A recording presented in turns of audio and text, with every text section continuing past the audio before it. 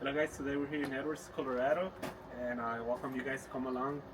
We have a no cooling AC service call.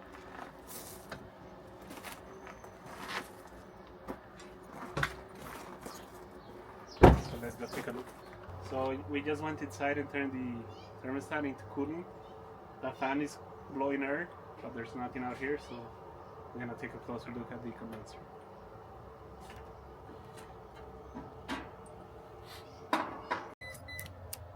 So what I'll do, I'll see if we're getting the 24 volts out here at the condenser.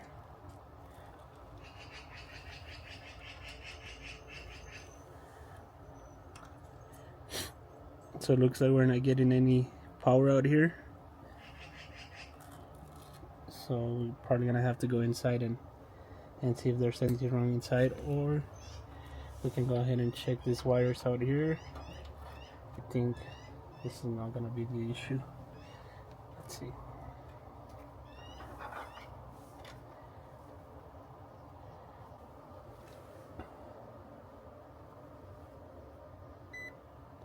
Alright, so we're getting 24 volts here. So I'm going to have to oh my god.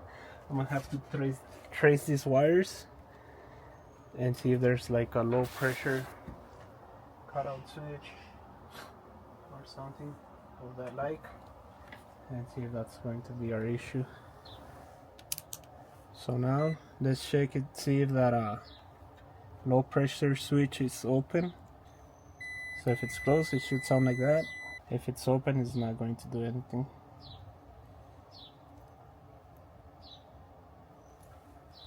Alright, yep. So it looks like that pressure switch might be open. So we're gonna have to take a closer look by connecting the gauges here. So let's go ahead and connect our gauges to see the pressure. This is R14A. Alright. So I'm suspecting that we have a low pressure issue with the system. So let's go ahead and test that.